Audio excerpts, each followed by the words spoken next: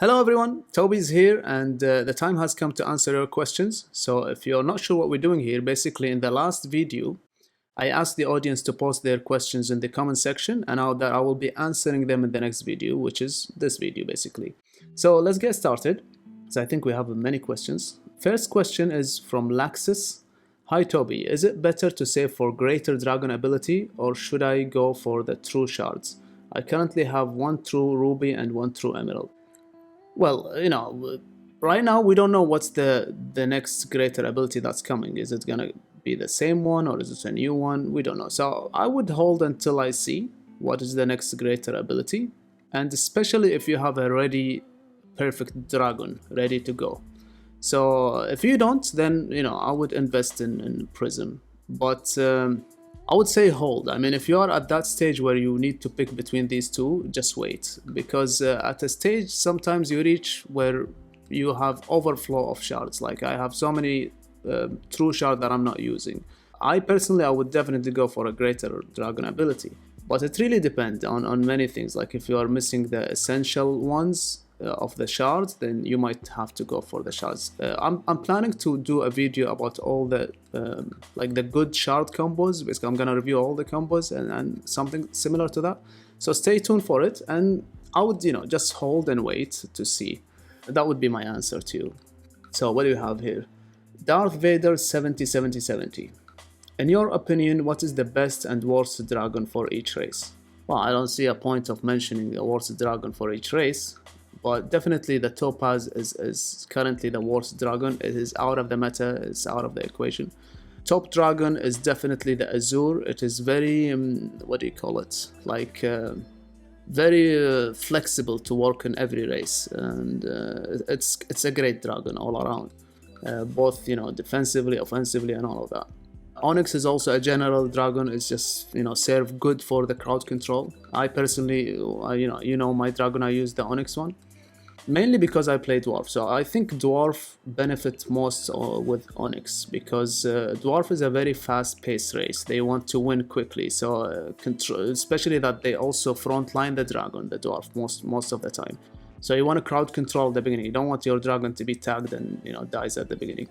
But definitely Azure is the top, and you could use Jade for if you're a human or Rakan. Sometimes with Dwarf as well, healing the heroes and the snipers. Ruby is kind of meh, the forgotten one. It's good. It's not amazing. It's just there. It does good damage, and it's kind of tanks good at the beginning as well. But yeah, if you would get to prioritize, I would go focus on Azure and Onyx, and that would be my answer to you. So what else we have? We have a question from Muhammad Burhan Hashmi. I face too much Dwarf. I want to know how to beat Dwarf. Well, Dwarf frontline their dragon, as I said. They're the kind of kamikaze race. So just tag their dragon and try to kill it. At this stage, we know that killing dragon usually wins you the PvP. So it's kind of the logic applies on every race, to be honest. What you want to do is you want to control the backline ranged troops, whether it's the archers or snipers or whatever. You want to try to control them as much as possible, and while trying objectively, you want to kill the enemy dragon. And that applies on every race, to be honest. It's not just Dwarf. A bit of practice, your skill rotation, and you're not gonna win all of the fights. I repeat this, nobody can win all the fights. It really depends on so many different aspects in the game. It's not just one way to do it, and so yeah, it's just a matter of practice. But definitely try to, as I said, focus their dragon and control their range units. Oh, you asked another question, you sneaky one. My question is, what are stats of your computer? I don't know, to be honest. Like, my computer is all I know is 16 giga RAM, and that's what I did. I went to a custom shop. My computer is custom, and I asked for a computer that is compatible for gaming. That's what I did. I'm not good with this tech stuff, to be honest, so I don't want to give you any misleading answer. All right, we have a long one here from Full Contract Fighter. I like that name. So, hi Toby, this question was, I need my glasses on, this is a long question. Hi Toby, this is a question I asked in a different video of yours, but never got a response. Oops, I don't know. I think the reason is because it's such a deep question that I didn't want to put a quick answer to it, and then maybe I forgot. So I'm hoping you will see this time. By the way, I see all the comments, So here's the original comment question. I agree with your assessment that sieging garrisons has become a major flaw in the game's design. In short, I feel that this flaw is glaring because siege weapons have become irrelevant. Totally agree.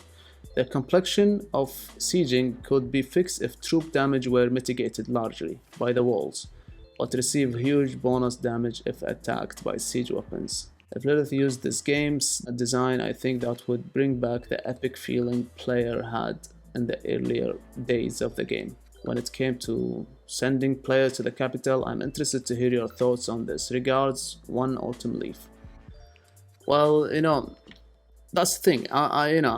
I'm not a fan of sieging in general. I don't like sieging to bully or just to abuse other players. I only siege objectively if the house want to capture a city, and definitely, I don't know how to really solve this one. This could be a solution, but in the same time, I remember putting those siege weapons, they get sniped by random human archers in the back, and it makes the formation difficult. That's the thing. If you do that, then you need to increase the siege time, what I would say, because if you change your formation that you're gonna siege with, and you're gonna include siege weapons, they're gonna focus the troops on the ground first, those siege weapons, and in many cases you will end up timing out before you even reach using those siege weapons on the wall. So I don't know how you can balance this, because I think maybe your question was before they increased the wall damage reduction, because now it takes forever to break the wall. I think my issue is not about the siege weapons. My issue is that the garrison troops are weak. Let's say, not issue, my opinion. The garrison troops are very weak. I'm not happy when somebody siege me and they lose nothing. And I can show you someone sieging me, he loses virtually nothing, 0 troops. And that's where I think they need to find a balance. And honestly, I'm not sure what's the solution. This could help, but as I said, most cases you will time out before you even reach hitting the wall. So not sure how you can fix that. Probably that's why I didn't answer you in the first place, because I don't have a very solid answer for this one. And hopefully they do something. I mean, they're doing something that the wall now, it takes a long time to siege, which sometimes make the person hesitant or get bored to do it. You don't want to completely obliterate a city in a matter of minutes. That's not fun. But still, I think it needs some sort of rework. What is it exactly? I'm not sure, to be honest. So yeah, I know this is what I can answer you. So let's see another question. Marcus Meditas. I'm sorry to butcher your name. I just it's kind of difficult to read. Alright, so Rax is in the first line. You must have super connection or it is blocked and dies before usable again. We'll try it, but I'm pretty sure this is not work. Well, my connection is nothing too crazy. I do have 5G, but it's just it's average. But for you to be able to use Raxus in the front line, you basically need this. Let me show you. You must have this. If you don't, you will not be able to. This artifact on 3 stars, is it? Yeah, the hero cannot be controlled within the first 30 seconds. And also, if received fatal damage, he will be invincible for 8 seconds. That's kind of, ensure first 30 seconds you will be able to cast your abilities uninterrupted. That's why I frontline him. After using the lanterns, I don't care if he dies, if I accomplish what I'm looking for. So yeah, you need that before you are able to frontline him. Alright, let's see another one. Maxim Ika. Fun video. My question is, have you tested blasters and will you test them to see if they are viable for dwarf, especially because of the human meta? Oh man, you're reminding me of the old days. Personally, I tested them and they performed well. I'd like to hear your thoughts on this and think if you do decide to try them, your experiment will be better than a player like me since you have higher level account. As usual, love your content and wish you more support. Thank you. I mean, if you want support, make sure you subscribe and like and all of that. To go back to your question, honestly, the reason that makes me hesitant to use blasters is because they take a cooldown when you use their ability. Like back in days when we used to go mech and blasters all the way, there wasn't a lot of heroes and a lot of different, the meta was completely different. And now I think, but if you use a blaster ability, if you activate it, and then they got CC'd by a lantern or something, they don't, you know, after the stun, they don't reuse it. Basically, it's got interrupted. And there are so many interrupting skills right now, from the dragon itself, you know, the dragon interrupt and all of that.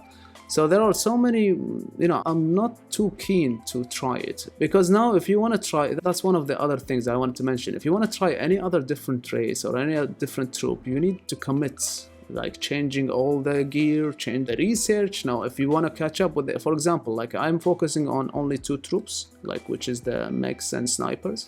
If I want to commit for a blaster on a serious level, that's mean I need to swap my research, and that there is a cooldown.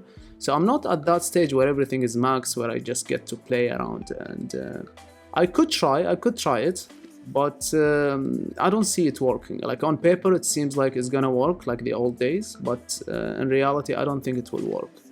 But I could give it a try if I'm in a mood to train new blasters and all of that. We'll see. I mean, if I do, I will let you know. Honestly, the last couple of days I've been thinking how to counter humans in many different ways, and but that's the thing. What makes me hesitant is there is a lot of commitment if you want to try things. It's not easy to try. You need to change so many things, and some things are actually costly. You need to, you know, spend to change. Like for example, the racial thing on the attunement thing and all of that. I will try to find a way to how to deal with humans, because honestly, my last duel tower session, the last probably 28 fights were all humans, and you know, I lost a lot of them. I won some of them. But yeah, the meta is not fun right now. It's not diverse at all. Let's move on to another question. Juan David. Hey bro, which research tier should I go first between Gladiator tier 16 and Rogue tier 16? Definitely Gladiator tier 16. I mean, that's what I did. And in my opinion, because that's what allows you to use frontline heroes to tank. You don't have to. You can use like original troops, but this gives you flexibility with formation. You can play around with formations, because if you're just gonna use, for example, all like 4 packs of mech in the front, this will kind of make it difficult for you to build up a formation. This goes to every race. This is just an extra option. You can use the frontlining your gladiators if they are level 70. They become viable to frontline. And you can compensate with the damage. I mean, I'm definitely working on tier 16 right now for the rogues and the mechs. It would be nice to increase 5 levels on my Nora, or I would definitely want that. But in my opinion, gladiators research is more important. Alright, man, I have so many questions, so let's try to move faster. Alright, Naif at Timimi. Amazing video, keep it up. I have a question. What formation did you like more, yours or Kurds? Oh man, I've been jumping between the 2 formations, and honestly I like Kurd formation more when I am in Sate, because I get to include the Divine Being. And by the way, if you go to Sate and you fight there, you have to use the Divine Being. They are so OP. But in the PvP in the duel tower, I'm torn between the 2. Let's see another question. Fu Hongui. Hey Toby, any tips on how to counter Dwarf as Rakan? Rakan is a great race and does well against all races other than Dwarf. Would be great to have your insight, experience about this. So Rakan definitely can beat Dwarf. And if you want to ensure that, if you want to take the edge, I would say use monks. Like use monks and try to land your power side on the dwarf stall side. With your monks, your race will be faster. You will cut through much faster than the dwarf. Yeah, I like Rakan dwarf fights. They are like so, like, what do you call it? The outcome is so unpredictable. You don't know what's gonna happen. But yeah, if you want like an extra edge, try to use like 2 sets or 1 set of monks in your formation. Andy Dutulong. Hi Toby, is it true Divine Dragon buff ranged troop more compared to legendary? Thanks. Not that I'm aware of. I mean, from what I know, the only difference between Legendary Dragon and Onyx Dragon is the extra abilities. So Legendary has 7 abilities, Divine has 8 abilities. There shouldn't be any advantages other than that. Other than the skills themselves, I mean, that's a different story. But yeah, not that I'm aware of. Legendary just only missing 1 extra ability, which can be, impactful. Alright, another question. Gobuluhan Alao. I did my best reading on it. Which Android phone is good? The playing AOC budget friendly. Honestly, I am totally not a phone tech guy. Like I am using S20 Galaxy and it's good, but I cannot advise you on this whatsoever. I'm just using it because that's what I have. Alright, 360. Why are dwarfs stronger than other races? The dwarf is not stronger than other races. That's the answer actually. But dwarf got something special, which is the headshots, the mechanic of headshots. So dwarf is the only race probably that you could beat somebody way higher core than you because of a headshot on a dragon. Having that being said, currently the strongest race, as I said, is humans and is not dwarf. Alright, let's see what else. I want siege formation using human race. From Mudassir Ali. Well, you know that I'm a dwarf player, so I don't know how you want me to give you human formation. I can give you, like, there's this whale who sometimes siege me once in a while. I don't know why. Maybe he wants to be shown on YouTube, so let's show him on YouTube. I mean, it's not a big deal. Let me show you his formation. I don't know if it's good or not. I'm not playing human, as I said, but yeah, this is the formation he's using. I'm not even gonna take his permission to share it because he attacked me, so why not? So yeah, this is all I can do for you. I'm not, haven't been playing human for a very long time, so I don't know. Alright, let's see what else. From the strange one, do you have any intention of going back to being a whale, and will you change race? By the way, the strange one is really a strange one, just want to say, because sometimes I post a video and literally within 2 seconds he posts a comment, and that's very strange. I like. So yeah, intention on going back to being a whale, definitely not. And the reason is, sadly, to compete to the highest levels, the amount of spending is just irrational for me. I realize it's just, there is no point. So maybe moderate my spending into the most essential things. After all, my account is really balanced, is really good. So I'm just gonna focus on the things that are kind of must have. Especially of what's happening in the world right now. The world is very uncertain right now, so I don't think it's the smartest thing to do, to burn money on pixels. Alright, and what was the question also? Are you willing to change race? Yeah, I've been thinking. Now the sad thing is, I don't want to change human. Now the only logical or most obvious path to do is to change humans. My account is a strong account. If I change humans, I will do much better than what I'm doing as dwarf. But I don't like this whole trend that everyone is human and let's join them. Nah, I don't want to do that. Alright, what do we have? Sona, one of my favorite. Hey, if you have 6 pieces for the General Drake Sate set, is it best to go with 3 2s for the bonus or 2 3s for the +1 to all skills? Okay, so let me tell you, definitely, without a question, going 3 sets of 2s is better in my opinion. I mean, just look at this bonus. Randomly give one of your ranged troops a 25% attack and max health bonus. That is huge.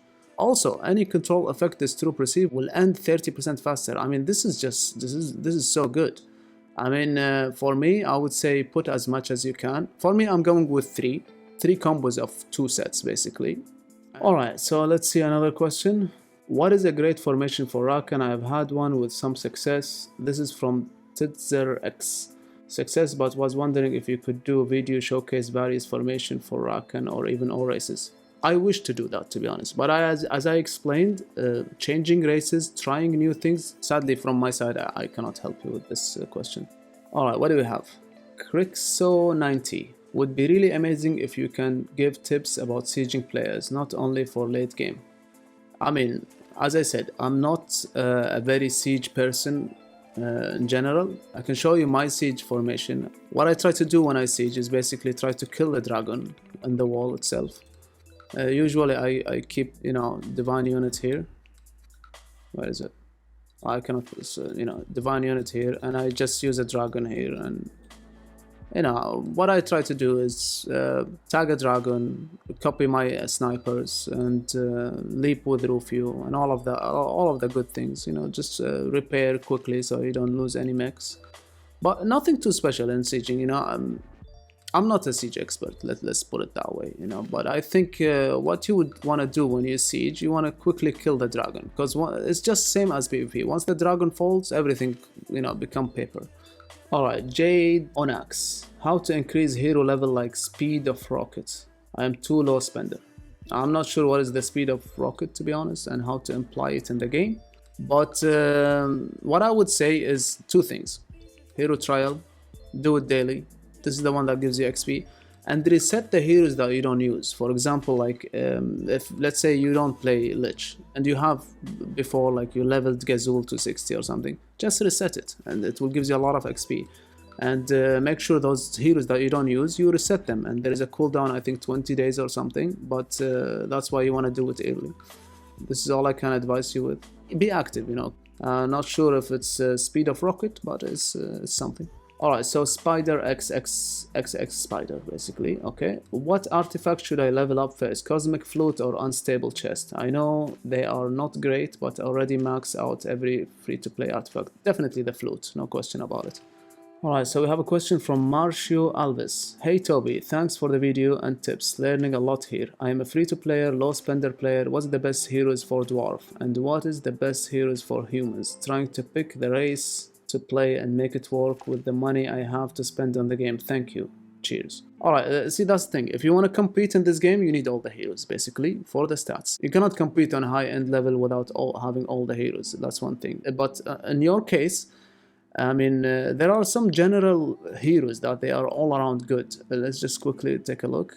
I mean, for Dwarf, you definitely need Grims, no question about it, for the reload. You need Gafgar to give buffs for your mechs and all of that, repair and all of that. You need Jax. It also gives a passive for the mechs as well. This is one of the units that has 2 buffs from 2 different heroes. But there are some, you know, for humans, you need Elena. Elena, actually, you need it for all the races because of the magic resist.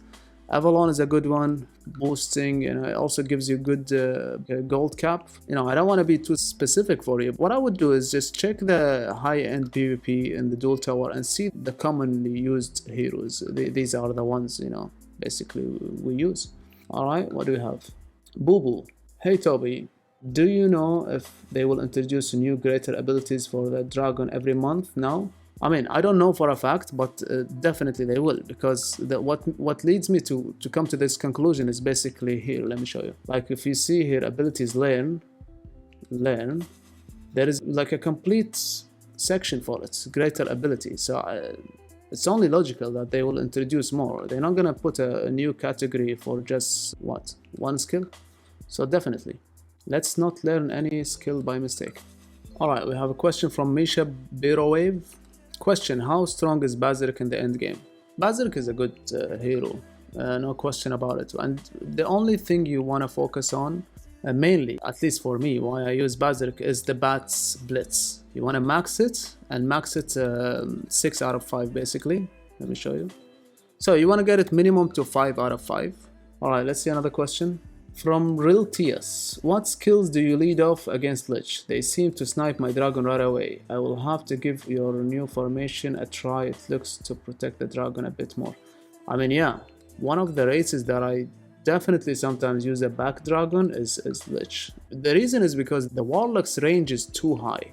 They have, I think, the longest range. They can shoot from the longest distance, basically. And they are no joke still. I mean, I know there are not many Lich players right now, at least in my league, but I think how to answer this is it goes the same way for every race. Control the threats that's close to your dragon, and based on that, position your dragon, basically. And you know, you don't want to put it in the middle if you're against Lich, because you want to minimize the range of the threats, the possible threats on your dragon.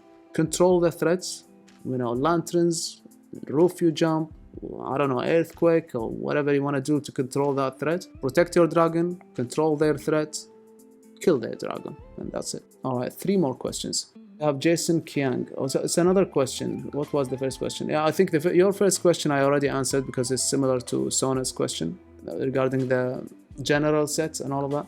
So your second question is the protection draconic tree. Does the increased healing efficacy apply to the dragon getting healed either from the rapid generation ability, prism, natural blessing? Okay, I know what you mean. Or the dragon healing troops healing either from the noble blood, tranquility, etc. In other words, on an Onyx Dragon, does the increased healing efficacy ability do anything? The answer is yes. This was a controversial question. So for many times at the beginning when they introduced the Draconic, we asked Lilith support so many times back and forth, the VIP and all of that. So it's confirmed. It does work on everything you mentioned. Crazy Geek, how about this question? What was the first game that got you into this type of games? And what is your first ever online multiplayer game that you enjoyed? Also, I totally agree about the dragon part, but sometimes it doesn't matter the most because at lower levels, like, you can't have 159 points in all 3 trees and face a couple of really messed up. I must say, I love this question, and I could spend 1 hour answering it, but I will try to be as fast as I can. The first, on top of my mind, the first game that's similar to this is definitely Age of Empires. I played it a lot back in 1999, and I played it until like the 2010 or something. I played it for like 10 years or something. I like every strategy games. I played so many different games on a competitive levels. The first online multiplayer game I played, World of Warcraft actually. I was the main tank of a second strongest guild in the server. Played it from 2005 till 2008. At that stage we finished, Black Temple, we were progressing through Sunwell, and then they introduced, different level cap to 80 or something, and that's when I decided, okay, enough is enough. Because I used to spend so much time on that game, and I cannot believe this was like, 16 years ago. My life is passing by way too fast. So yeah, I played so many different games. I played Diablo on a competitive level. On the solo Greater Rifts, I have, I recorded myself. I played Hearthstone. In the very first season, I got to the Legend. So yeah, I played so many different games on a competitive level. Right now, what I'm playing right now is actually playing Art of Conquest, obviously. I'm playing Teamfight Tactics. Last season I reached the Master rank. Now I'm in Diamond in this season. And I play also Mobile Legends. My rank is Mythic 5. Last season I was Mythic 1. So yeah, I play many games on a competitive level, definitely. But yeah. And this question I could go on for a long time, and I have like a plus 20 years gaming experience on many different games on a competitive levels. So let's move on to the last question. So a last question from Art of Conquest, basically. Are you Indian? And the answer is no, I am from Kuwait. But honestly, I am not a big fan of the whole national pride thing. The way I view things is I'm a human species living on planet Earth. And I think, this is what the world needs. They need some sort of understanding that we are all one. This is the only way that we would have peace on this place before we go into extinction. That we are all one. And, this whole thing about dividing us into groups or whatever is basically what's going to be the doom of humanity. So yeah, this should be my answer. I think this is a good ending. So yeah, guys, this should do it for the video. Until next time.